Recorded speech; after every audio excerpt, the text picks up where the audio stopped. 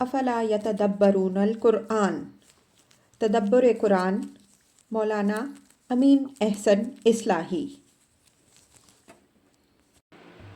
سورۃ الحشر، آگے آیات 5 تا 10 کا مضمون، حصہ دوم۔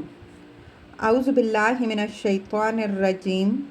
بسم اللہ الرحمن الرحیم۔ ما افاء اللہ علی رسولہ من اہل القریٰ فللہ وللرسول ولذی القربی والیتامی والمساکین وابن السبیل کی لا یکون دولۃ بین الاغنیاء منکم وما آتاکم الرسول فخذوہ وما نہاکم عنہ فانتہوا واتقوا اللہ ان اللہ شدید العقاب۔ کی لا یکون دولۃ بین الاغنیاء منکم، دولہ کے معنی گردش کے ہیں۔ دالت الایام کے معنی ہوں گے دالزمان، زمانہ نے گردش کی۔ اسی سے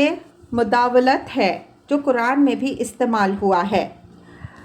وَتِلْكَ الْأَيَّامُ نُدَاوِلُهَا بَيْنَ النَّاسِ، آل عمران 140۔ اور ہم ان ایام کو لوگوں کے درمیان گردش دیتے رہتے ہیں۔ مطلب یہ کہ غرباء و یتامہ اور بے وسیلہ لوگوں کا حق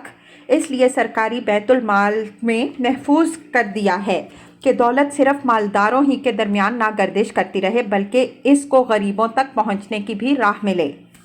اس سے اسلامی اقتصادیات کا یہ اصول واضح ہوتا ہے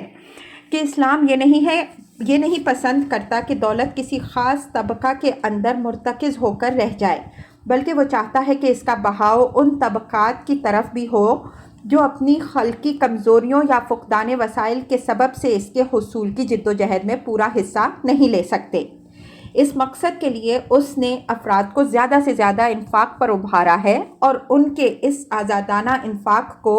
ان کی روحانی ترقی کا سب سے بڑا ذریعہ قرار دیا ہے،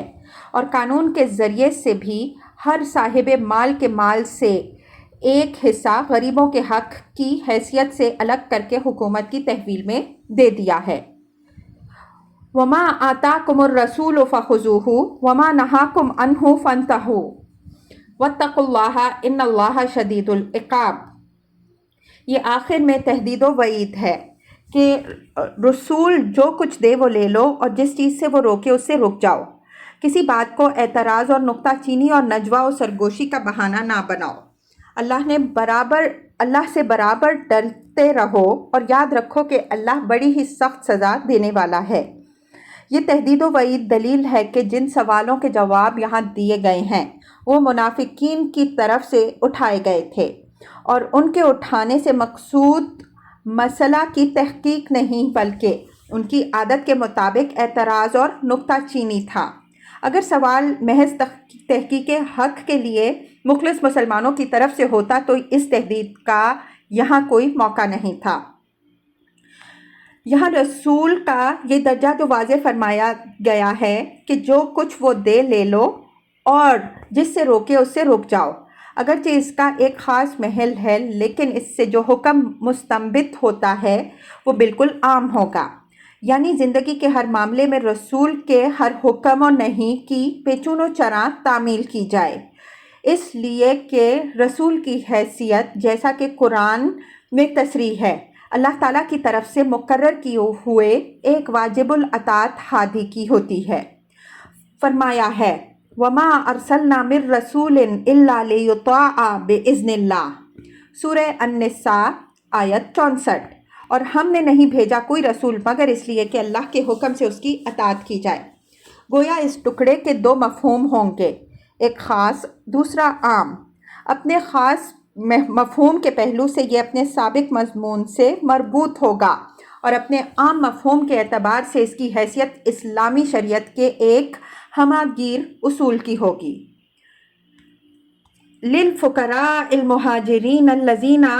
اخرجوا من دیارهم واموالهم یبتغون فضلا من اللہ ورضوانا وینصرون اللہ ورسولہ اولئک هم الصادقون۔ اموال فے کا عام مصرف بتانے کے بعد یہ اس کے ایک خاص مصرف کی طرف اشارہ فرمایا جو وقت کا سب سے زیادہ اہمیت رکھنے والا مصرف اور تمام مسلمانوں کے لیے یکساں توجہ کا مستحق تھا، یعنی مہاجرین کی امداد جو اس وقت ہر طرف سے اپنے گھروں سے اجڑ کر مدینہ آ رہے تھے۔ ظاہر ہے کہ ان کو اثر نو بسانے اور ان کی معاشی زندگی کو پھر سے متحرک کرنے کی ذمہ داری اس چھوٹے سے اسلامی معاشرے پر ہی عائد ہوتی تھی جو ابھی نیا نیا مدینہ کی سرزمین میں ابھر رہا تھا۔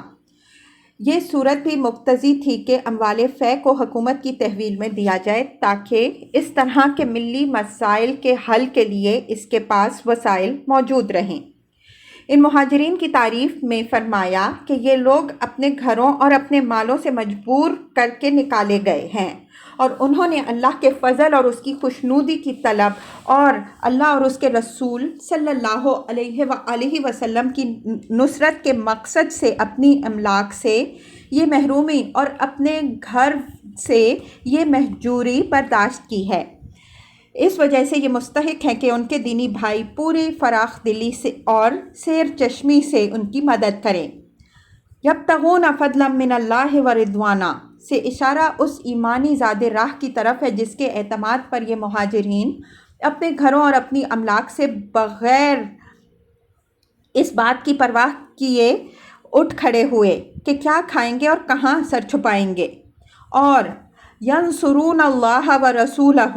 سے اس مقصد کی طرف اشارہ ہے جس مقصد عزیز کے لیے یہ بازی انہوں نے کھیلی، یعنی انہوں نے یہ چاہا کہ وہ اللہ کے رسول صلی اللہ علیہ وآلہ وسلم کے ہم رکاب رہیں تاکہ ہر قدم پر اللہ اور اس کے رسول صلی اللہ علیہ وآلہ وسلم کی مدد کے لیے سربکف رہیں۔ اولئک ھم الصادقون، فرمایا کہ یہی لوگ در حقیقت اپنے دعوائے ایمان میں سچے ہیں کہ انہوں نے اللہ کی رضا طلبی اور رسول صلی اللہ علیہ وآلہ وسلم کی نصرت کی راہ میں اپنا سب کچھ قربان کر دیا، نہ کہ یہ منافقین جو مدعی تو ہیں ایمان کے لیکن اللہ کی راہ میں معمولی چوٹ کھانے کے لیے بھی تیار نہیں ہیں،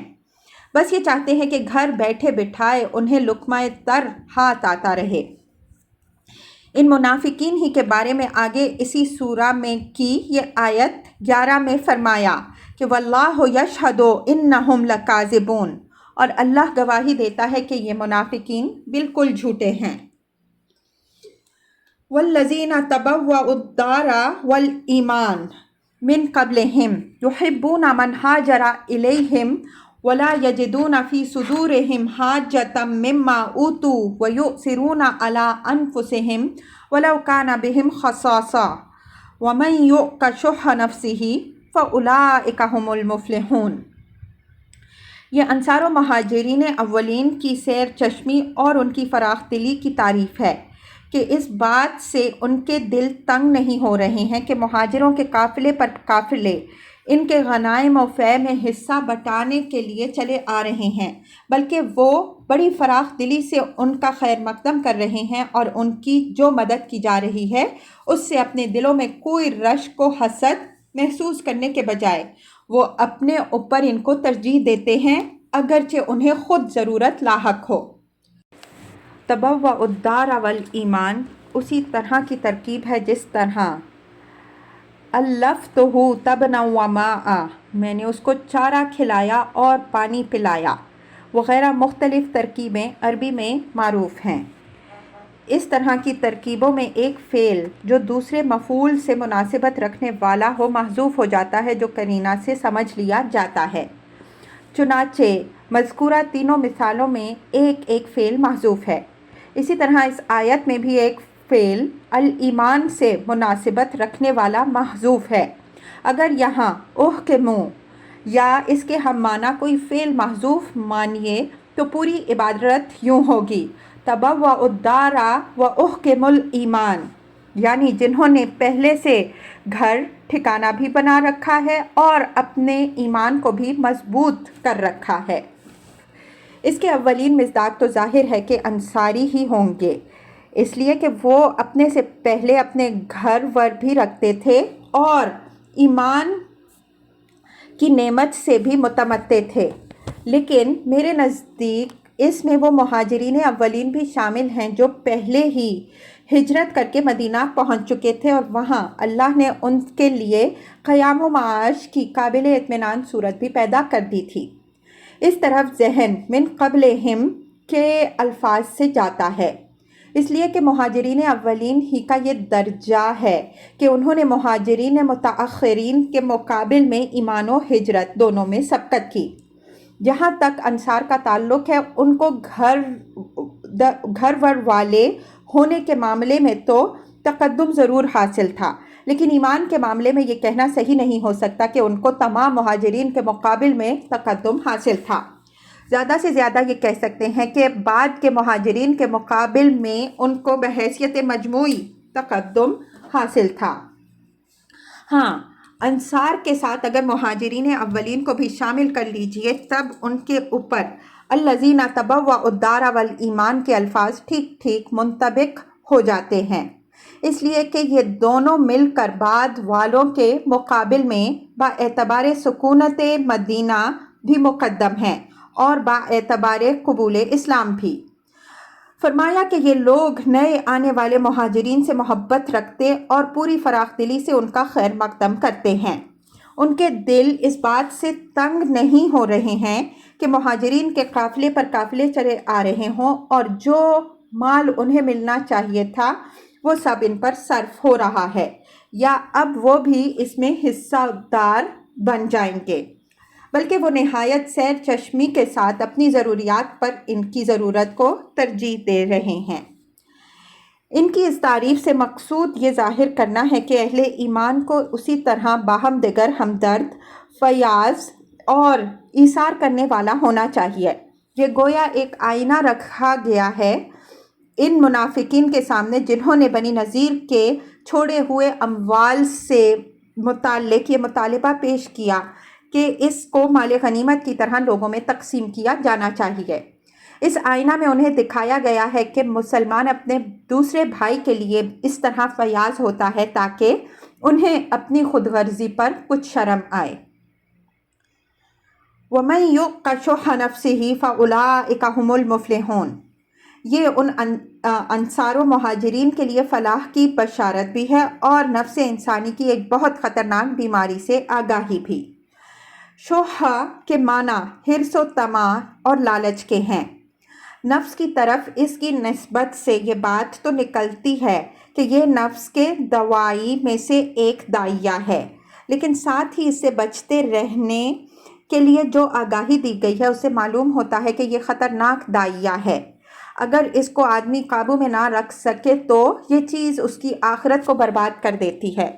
اس ٹکڑے میں منافقین کو آگاہ فرمایا گیا ہے کہ وہ اس بیماری میں مبتلا ہیں۔ اگر انہوں نے اس کے علاج کی فکر نہ کی تو وہ ابدی خسران سے دوچار ہوں گے۔ اس میں اس کے اسی خطرناک پہلو کو واضح کرنے کے لیے اس کا ترجمہ خود غرضی کیا گیا ہے۔ ایک حدیث میں اس کی وضاحت یوں آئی ہے، بچو شوہا یعنی خود غرضی سے بچو، یہی چیز ہے جس نے تم سے پہلے کی قوموں کو تباہ کیا۔ اس نے تم کو ظلم کی راہ سجھائی تو انہوں نے ظلم کیے، اس نے ان کو فسق و فجور کا حکم دیا تو انہوں نے فسق و فجور کا ارتکاب کیا، اس نے ان کو قطع رحم پر ابھارا تو انہوں نے قطع رحم کیا۔ ایک اہم سوال اس آیت کے موقع و محل سے متعلق بھی پیدا ہوتا ہے، یہاں یہ کیا بات بتانے کے لیے وارد ہوئی ہے؟ ہمارے مفسرین کا خیال تو یہ ہے کہ اوپر کی آیت میں جس طرح یہ بات بیان ہوئی ہے کہ اموال فے میں مہاجرین کا حصہ ہے، اسی طرح اس آیت میں بتایا گیا ہے کہ اس میں انصار کا بھی حصہ ہے، لیکن یہ بات کسی طرح سمجھ میں نہیں آتی۔ مہاجرین کے ذکر کی ضرورت تو اس وجہ سے تھی کہ ان کے سبب سے اس وقت حکومت ایک ایسی صورتحال سے دوچار تھی جو مقتضی ہوئی کہ حکومت کے پاس ایسے وسائل موجود رہیں کہ وہ اس طرح کی نازک صورتحال سے عہدہ برا ہو سکے۔ گویا ان کا ذکر اموال فے کی حکومت کے ملک میں دینے کی ایک دلیل کے طور پر آیا۔ اس ذیل میں انصار کے ذکر کی کیا ضرورت تھی؟ یہ شبہ تو کسی کے ذہن میں تھا نہیں کہ انصار اس مال میں حقدار نہیں ہیں۔ جب تمام یتامہ، فقراء اور مساکین کا حق اس میں بیان ہوا تو ظاہر ہے کہ انصار کے فقراء و مساکین بھی اس میں حقدار ٹھہرے۔ پھر انصار کے خاص طور پر ذکر کرنے کی ضرورت کیا پیش آئی، اور وہ بھی والذین تبوأوا الدار والایمان کی صفت کے ساتھ، جو ان کی احتیاج کو نہیں بلکہ ان کے مستغنی ہونے کو ظاہر کرتی ہے۔ ہمارے نزدیک مفسرین نے اس آیت کا موقع و محل بالکل نہیں سمجھا۔ اس آیت کو اس بحث سے کوئی تعلق نہیں ہے کہ انصار اموال فے میں حصہ دار ہیں یا نہیں۔ نہ کسی کے ذہن میں یہ سوال تھا، نہ اس کے پیدا ہونے کی کوئی وجہ تھی، اور نہ اس کے جواب کا کوئی فائدہ تھا۔ یہاں جو بات بیان ہوئی ہے وہ یہ ہے کہ انصار اور مہاجرین اولین جو پہلے سے گھر ور والے اور ایمان سے بہرہ مند ہیں، اپنی طرف ہجرت کر کے آنے والے بھائیوں کو منافقین کی طرح اپنے لیے کوئی معاشی خطرہ نہیں سمجھتے، بلکہ ان کا محبت سے خیر مقدم کرتے اور ان کے لیے ہر قسم کا ایثار کرتے ہیں، اور یہی رویہ ایمانی اخوت کا حقیقی تقاضا ہے جو ہر سچے مسلمان کو اختیار کرنا چاہیے۔ والذین جاءوا من بعدهم یقولون ربنا اغفر لنا ولإخواننا الذین سبقونا بالایمان ولا تجعل فی قلوبنا غلا للذین آمنوا ربنا انک رؤوف رحیم۔ انصار اور مہاجرین اولین کا رویہ بیان کرنے کے بعد یہ مہاجرین متاخرین کا رویہ بیان فرمایا جا رہا ہے کہ ان کے دلوں میں بھی اپنے ان سابق الایمان اور سابق الہجرت بھائیوں کے لیے بڑا اخلاص اور بڑی محبت ہے۔ ان کو یہ حسد نہیں ہے کہ انہوں نے پہلے پہنچ کر تمام میسر و وسائل و اسباب پر قبضہ جما لیا اور گھر والے بن گئے، جبکہ یہ ابھی ہر چیز سے محروم ہیں، بلکہ یہ نہایت اخلاص کے ساتھ اپنے اور اپنے ان بھائیوں کے لیے دعا کر رہے ہیں کہ اے ہمارے رب، ہم کو بھی بخش اور ہمارے ان بھائیوں کو بھی بخش جن کو ایمان و ہجرت میں ہم پر سبقت کی سعادت حاصل ہوئی، اور اے ہمارے رب، ہمارے دلوں کے اندر ہمارے با ایمان بھائیوں کے خلاف کوئی کدورت نہ پیدا ہونے دے۔ اے ہمارے رب، تو نہایت شفیق و مہربان ہے۔ وَلَا تَجْعَلْ فِي قُلُوبِنَا غِلًّا لِّلَّذِينَ آمَنُوا میں ایک لطیف اشارہ اس بات کی طرف ہے کہ ایسا نہ ہو کہ اپنے مقابل میں ان کے بہتر حالات دیکھ کر شیطان ہمارے دلوں میں کوئی کینہ و حسد کا جذبہ پیدا کرے، بلکہ تو اپنی شفقت و عنایت سے ان کے حق میں ہمارے دلوں کو مہر و محبت سے معمور کر۔ یہاں منافقین کے دلوں کے اس روگ پر نظر رہے جو اوپر شوہا کے لفظ سے بیان ہوا ہے۔ مطلب یہ ہے کہ ان اصحاب صدق و صفا کے دل اس قسم کے امراض سے بالکل پاک صاف ہیں۔